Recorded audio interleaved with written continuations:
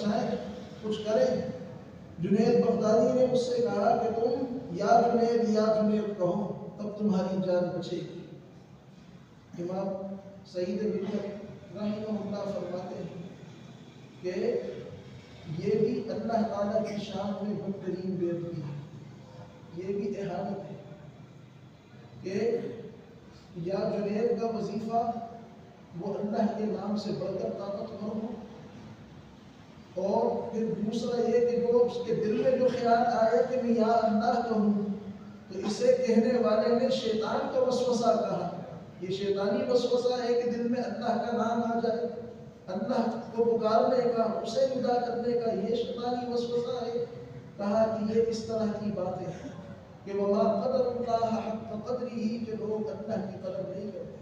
انہوں نے اولیاء کو، انبیاء کو وہ شانیں ان کی بیان کرتے ہیں کہ انہیں خدا سے بھی آگے پہنچاتے ہیں، اور خود نبی کریم صلی اللہ علیہ وسلم کو یہ چیزیں سخت ناپسندیدہ ہیں۔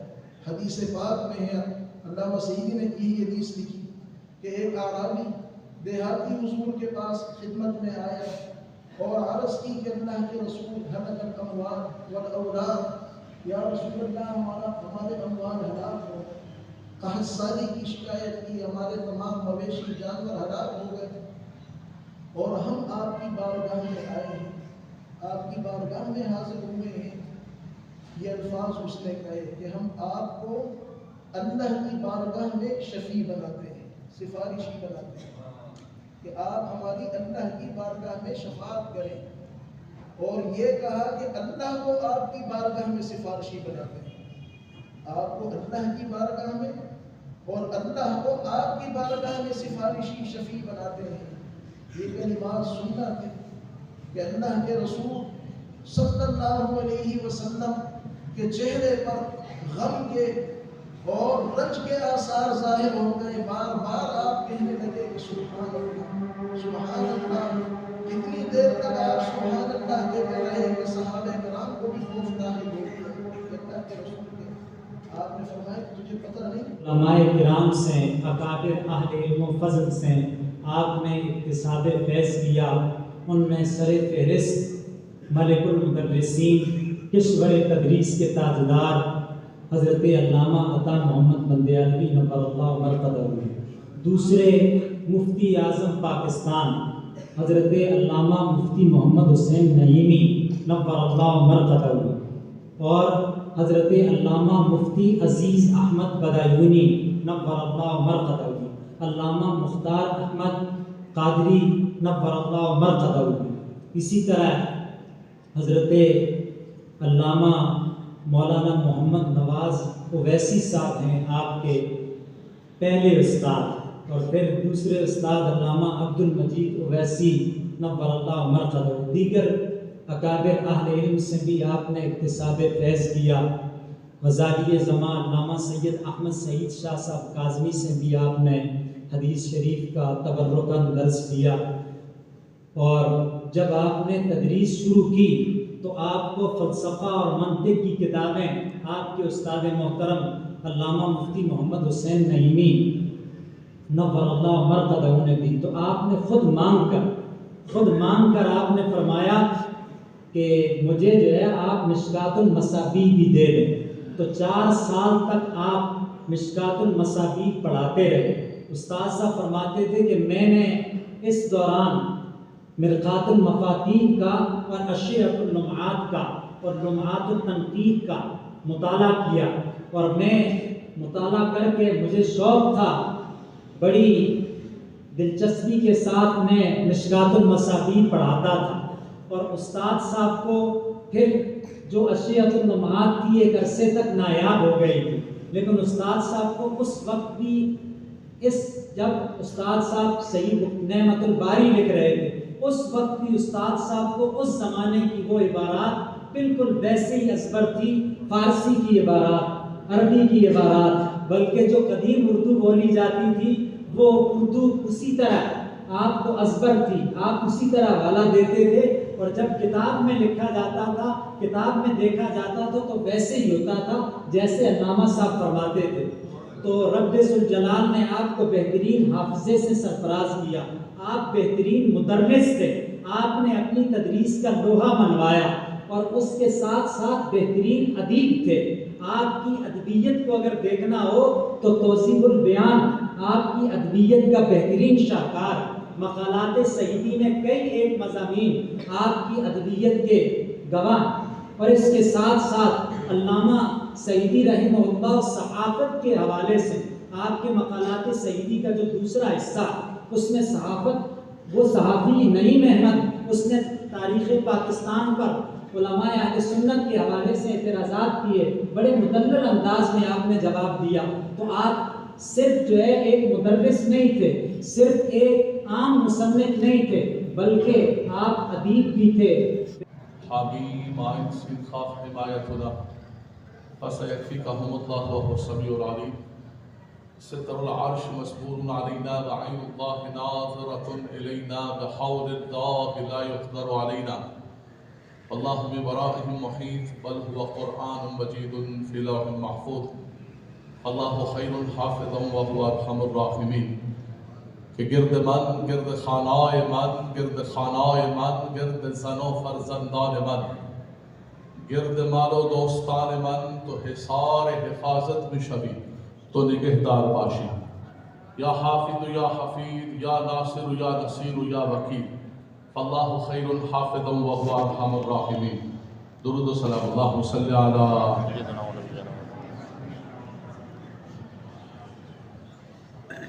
حمد و سلام کے بعد نہایت ہی واجب القدر قابل صد عزت و احترام و تکریم حضرات علماء ذی وقار، شیوخ الحدیث، اساتذہ کرام، حضور سید ملت رحمۃ اللہ تعالی علیہ کی حیات طیبہ پر بہت خوبصورت علمی، فکری، نظریاتی اور ان کی زندگی کے مختلف گوشوں پر آپ نے بڑے مربوط اور مضبوط علماء کرام کے خطابات کو سماعت فرمایا۔ بڑا اچھا ہو گیا یہ کہ لائیو کا سلسلہ بھی ہے، میں گاڑی کے اندر سنتا ہوا آ رہا تھا، علامہ جائی صاحب کو سنا، نورانی صاحب کو، قبلہ شیخ الحدیث صاحب کو، اور راستے کے اندر ان بزرگوں کی برکات کو حاصل کرتے ہوئے میں سفر کرتا ہوا آ رہا تھا، اور میں سمجھتا ہوں کہ ہر گوشے پر اور ہر پہلو پر بہت خوبصورت آپ کی حیات طیبہ پر روشنی ڈالی ہے۔ میں اتنی بات کہوں گا، نوجوان بچے بھی موجود ہیں، عوام الناس بھی موجود ہیں۔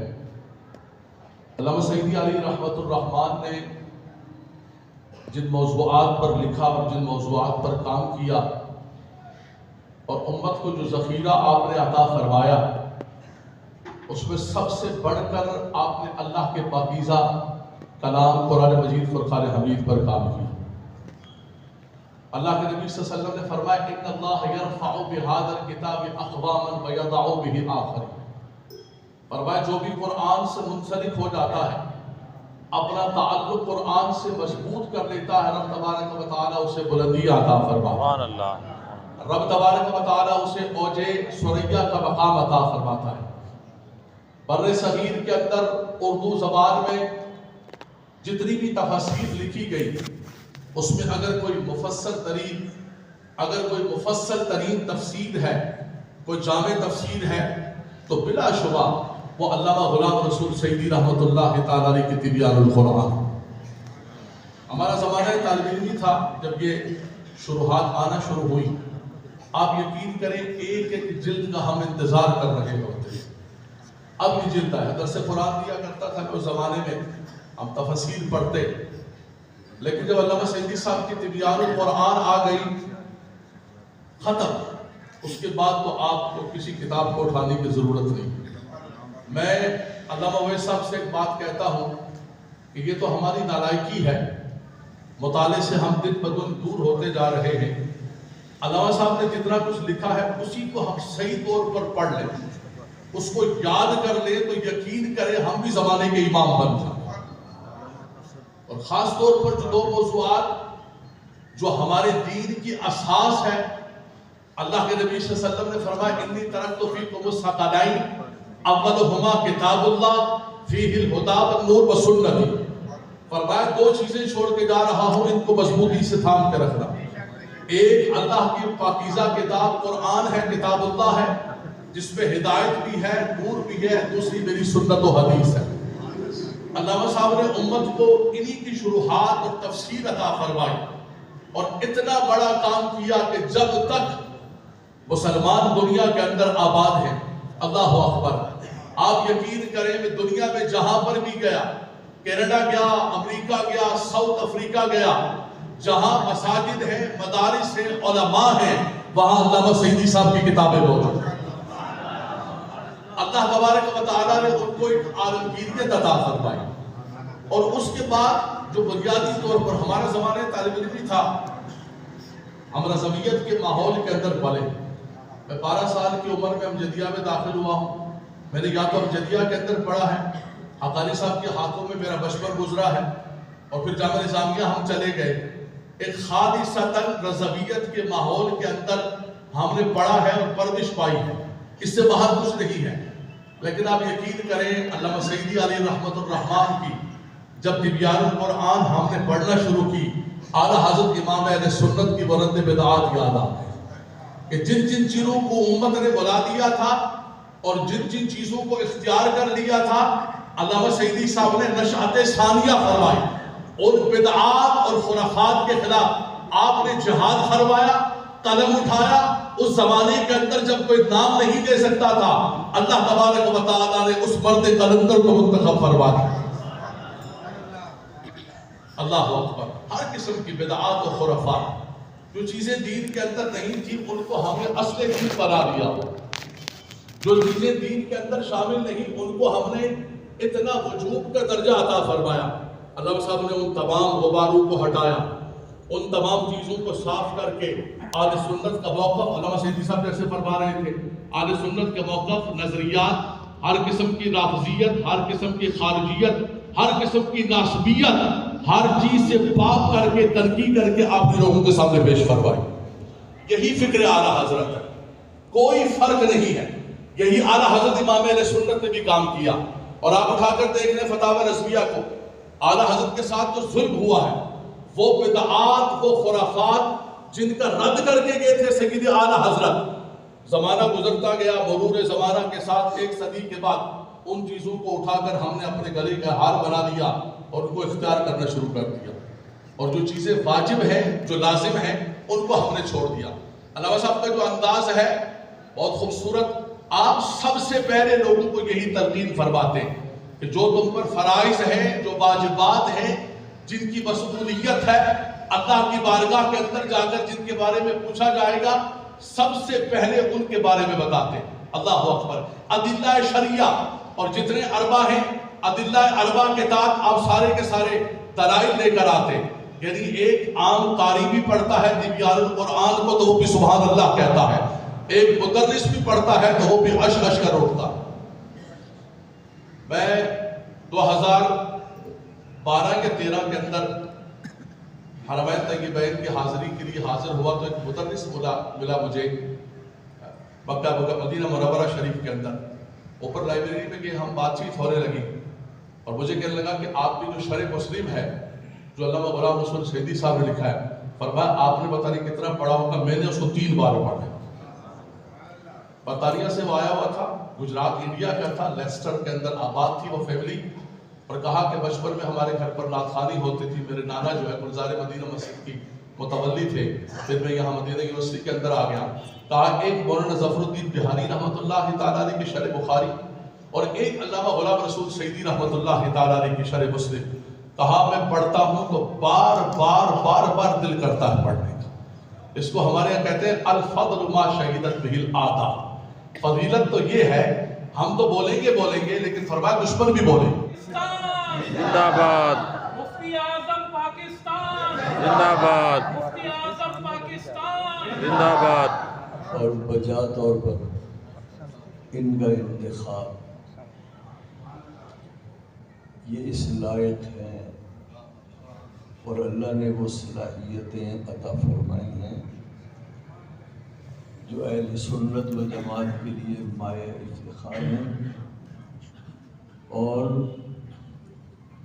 ان سے بہتر دینی مدارس کو کوئی اور شخص نظر نہیں آیا جس کا وہ انتخاب کرتے اور ان کو صدارت کا سہرا پہناتے،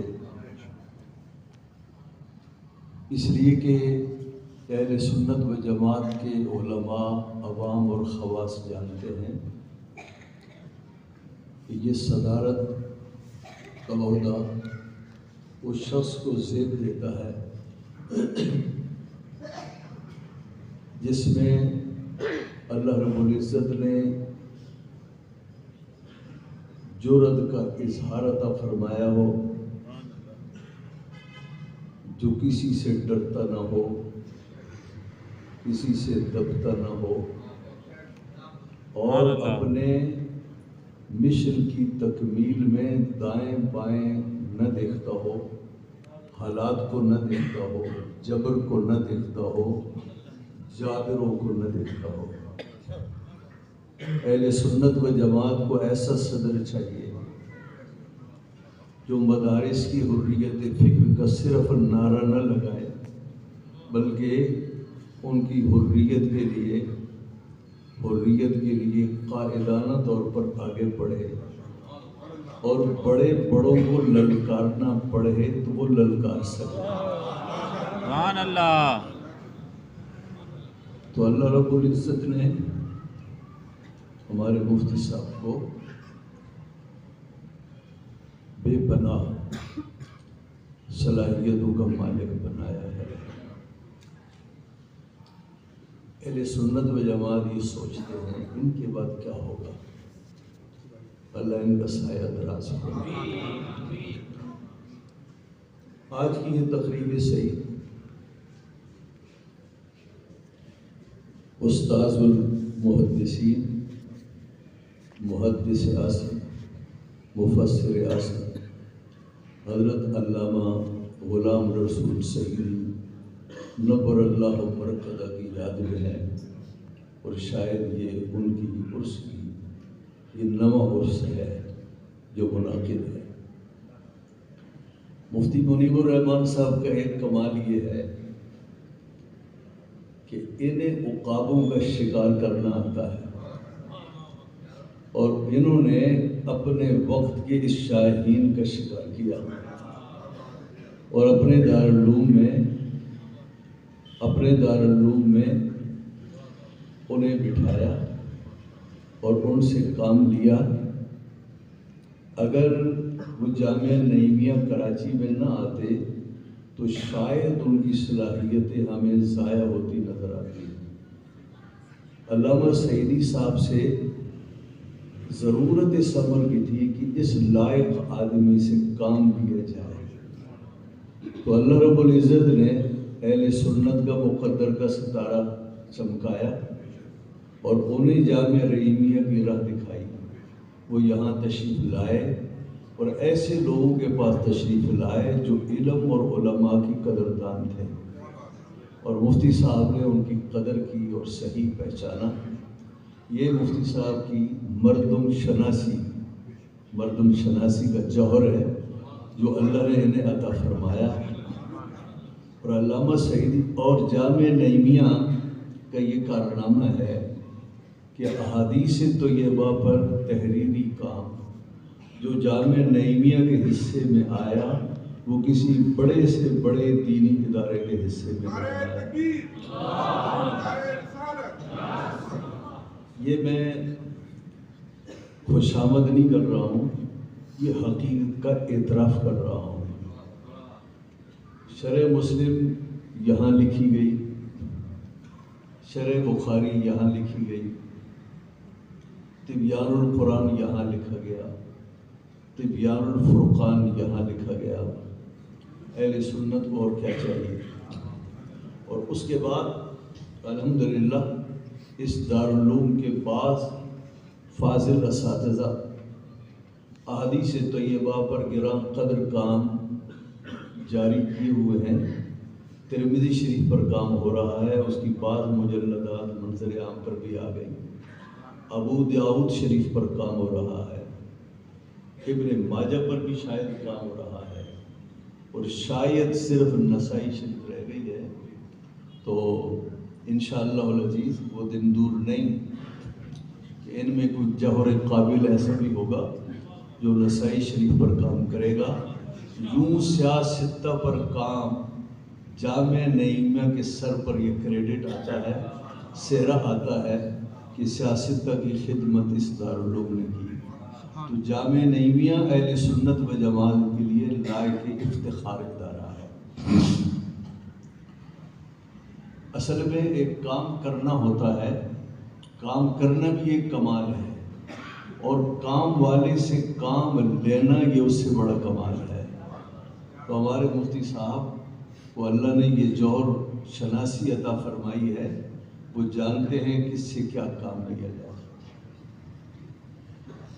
اب میں حضرت محدث عصر علامہ غلام رسول سعیدی، تو علامہ سعیدی صاحب نے نعرہ تکبیر، نعرہ رسالت، نعرہ خلافت،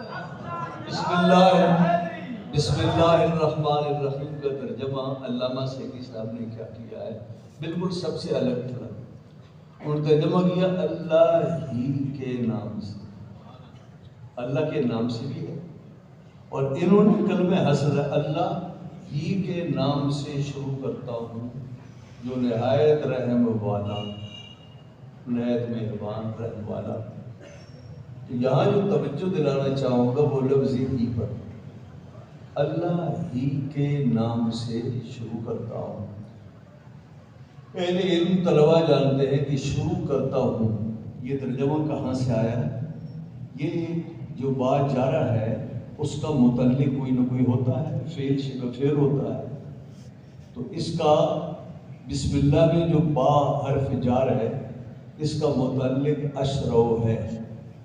تو اگر اشرو اس کا متعلق ہو تو پھر ترجمہ ہوگا اللہ کے نام سے شروع کرتا ہوں، یا شروع کرتا ہوں اللہ کے نام سے. اب اس میں علماء نے کہا کہ اشرو جو بسم اللہ کا متعلق ہے، اشرو کو پہلے لائیں گے یا اشرو کو آخر میں لائیں گے. تو آخر میں لانا زیادہ فائدہ مند ہے، اس لیے کہ علماء نے لکھا کہ تقدیم و ما حق و تاخیر یفید الحسن. جو چیز مؤخر ہو اسے مقدم کیا جائے اور اسے پہلے لایا جائے تو وہ حسر کا فائدہ دیتا ہے. اگر اشرو کو ہم پہلے لائیں تو حسر کا فائدہ نہیں ہوگا.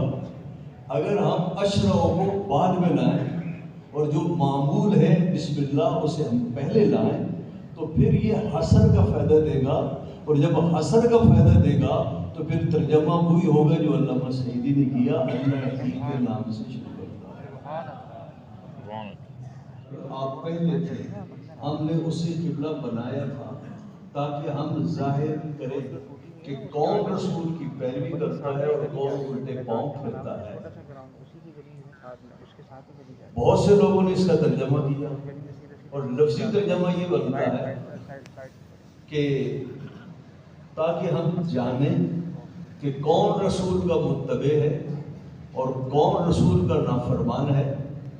تو نعلموں کا ترجمہ علم نہیں کیا بلکہ اس کا ترجمہ اظہار کی صورت میں کر کے یہ بتایا کہ اللہ رب العزت اگر ہم اس کا ترجمہ یہ کریں، نعلموں کا اپنا ترجمہ کریں تو معنی یہ ہوں گے تاکہ ہم جان لیں کہ رسول کا فرمان بردار کون ہے اور رسول کا نافرمان کون سا ہے. تو اس کی معنی یہ ہے کہ اللہ کو پہلے سے علم نہیں ہے. جب نافرمانی فرمان برداری ہوگی تو معلوم ہوگا فرمان بردار کون ہے اور نافرمان کون ہے. تو ظاہر ہے کہ یہ بہت بڑی جسارت ہے کہ اللہ رب العزت کا علم بالفعل نہ مانا جائے. تو علامہ سعیدی نے رحمہ اللہ نے تقدیس الوہیت کو سامنے رکھتے ہوئے اس کا وہ ترجمہ کیا جو اللہ عز و جل کے شایع نشان ہے.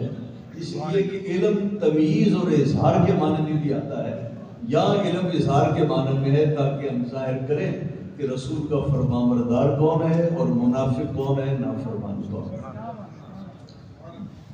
ایک اور ترجمہ یہ میں ایمان والوں سب ترجمہ یہ کرتے ہیں اذا قمتم الی الصلاۃ. اگر اس کا ترجمہ کرے کہ جب تم نماز کے لیے کھڑے ہو جاؤ، اذا قمتم، جب تم نماز کے لیے کھڑے ہو جاؤ تو اب وضو کے لیے جاؤ. تو ظاہر ہے ہر سننے والا پڑھنے والا یہ کہے گا کہ یہ کون سا طریقہ ہے؟ آدمی وضو پہلے کرتا ہے، نماز کے لیے قیام بعد میں ہوتا ہے. اور یہاں معلوم ہو رہا ہے جب کھڑے ہو جاؤ تو اب وضو خانے میں جاؤ وضو کرنے کے لیے، پھر دوبارہ آ کر کھڑے ہو جاؤ. تو علامہ سعیدی نے رحمہ اللہ نے اس کا جو ترجمہ کیا وہ کیا کیا؟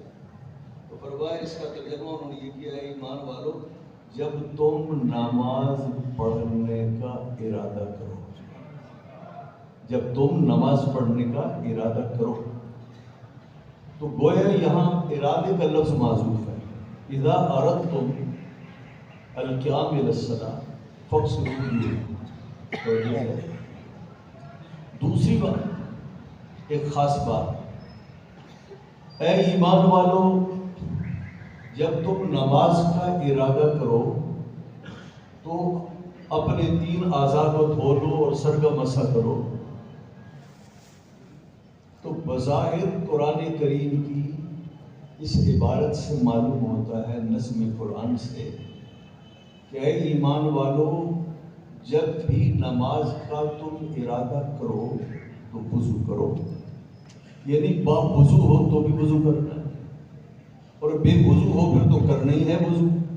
تو اس کے معنی یہ ہوئے کہ اگر کوئی آدمی پہلے سے با وضو ہے، پھر عصر کا ٹائم آیا اور اس میں ظہر کا وضو باقی تھا اور عصر کے ٹائم میں وہ نماز کا ارادہ کرنے لگا، تو گویا قرآن کریم فرماتا ہے اب پھر وضو کر لو. اور اگر عصر میں بھی وضو باقی ہے، مغرب آیا تو قرآن کریم کہتا ہے اب پھر وضو کرو. تو گویا ہر نماز کے لیے تازہ وضو کیا جائے یہ فرض ہے. یہ علماء امت میں سے کسی کا مذہب نہیں ہے.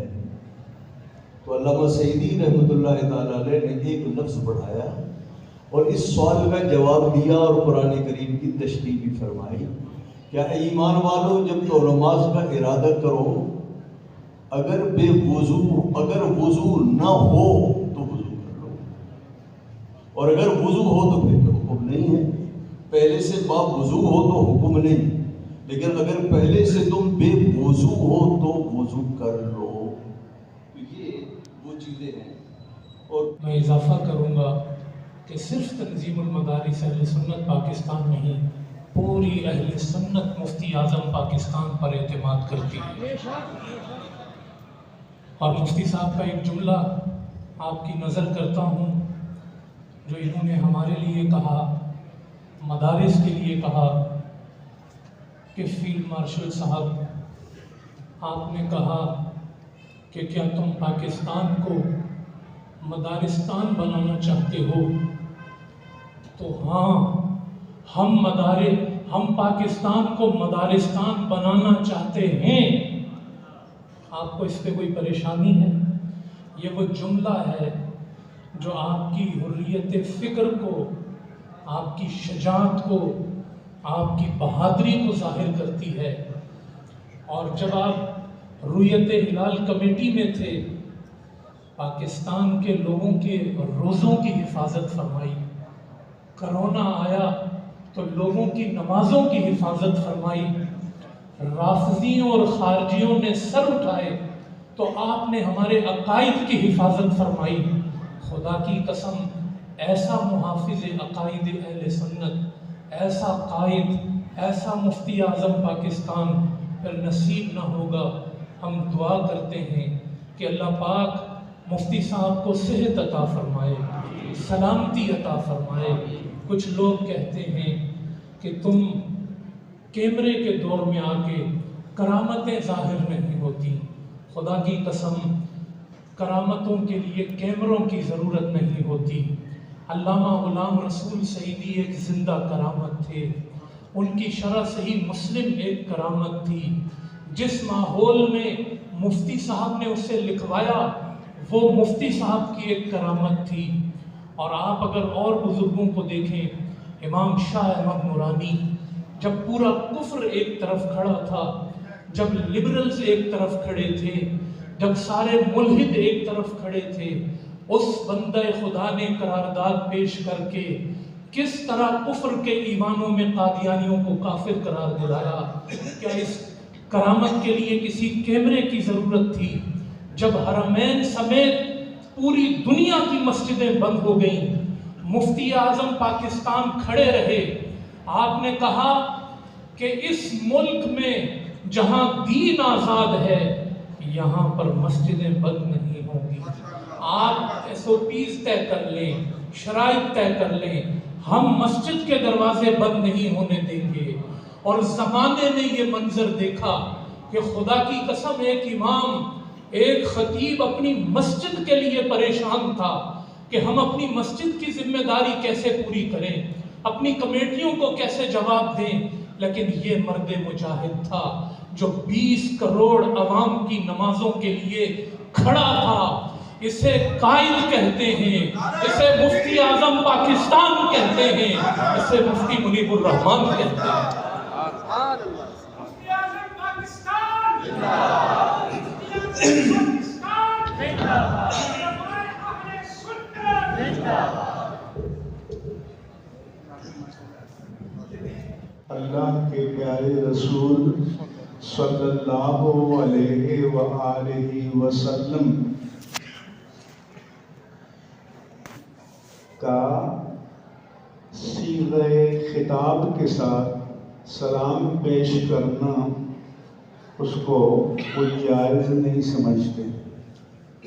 تو جب ان پر یہ سوال ہوتا ہے کہ اگر یہ جائز نہیں ہے صیغہ مخاطبت کے ساتھ، تو پھر نماز میں آپ السلام علیک ایھا النبی ورحمۃ اللہ وبرکاتہ کیسے پڑھتے ہیں؟ کیونکہ یہ تو خطاب کا صیغہ ہے۔ تو پھر جیسا کہ مفتی صاحب نے بتایا کہ حضور کی خدمت میں قصداً، ارادتاً، انشان، انٹینشنلی سلام عرض کرنے کی سعادت سے بچنے کے لیے کہتے ہیں کہ ہم تو ایک واقعے کی حکایت بیان کرتے ہیں۔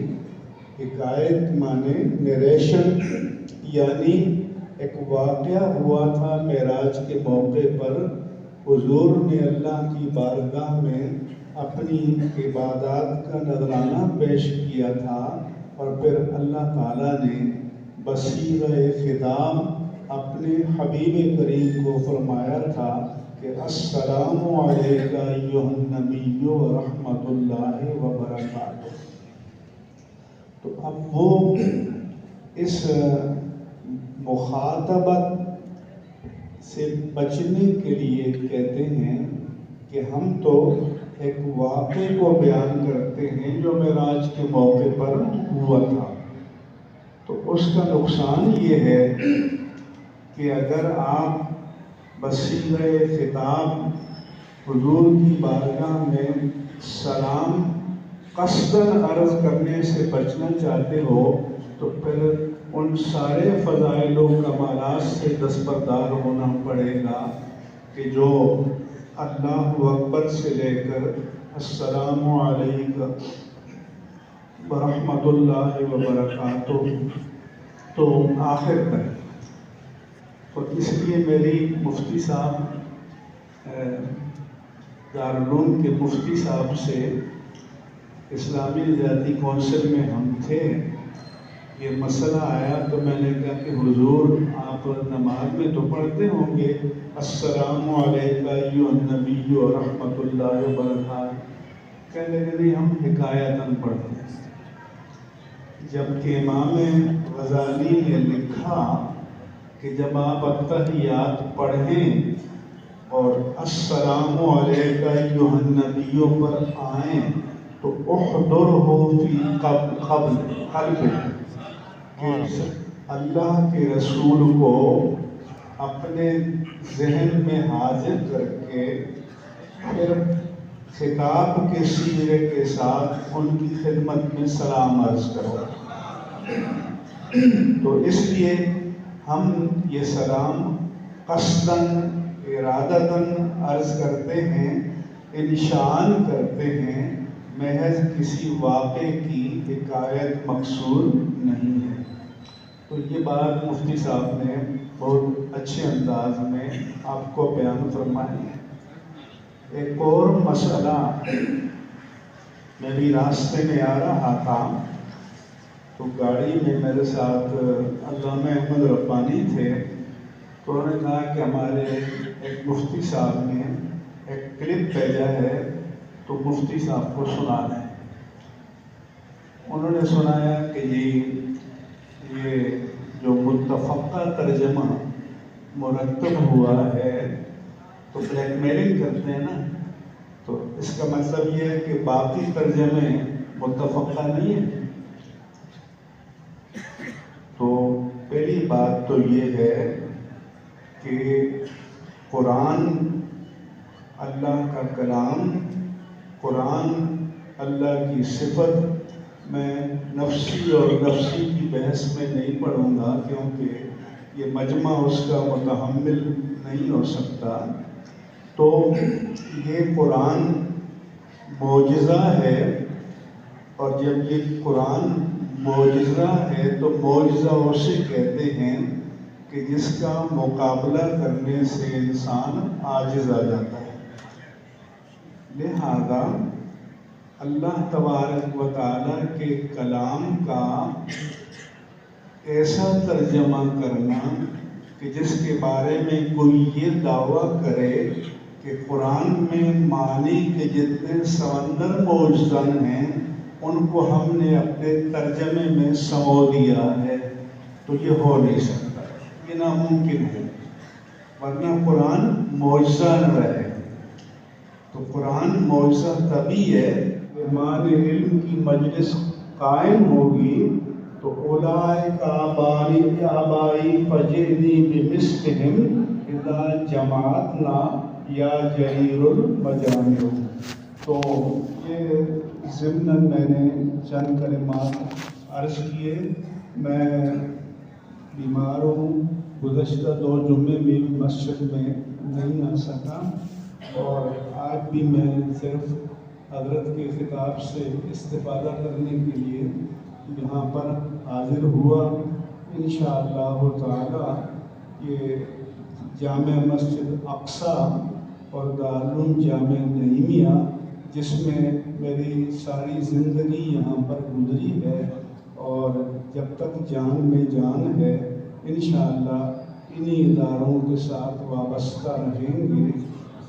اور ابھی جو اسلام آباد میں کانفرنس ہوئی تو وہ جو کہا گیا کہ کیا یہ مدارستان ہے، تو اس لیے میں نے جواب دیا کہ جی ہاں، یہ مدارستان تھا، یہ مدارستان ہے، یہ مدارستان رہے گا انشاءاللہ۔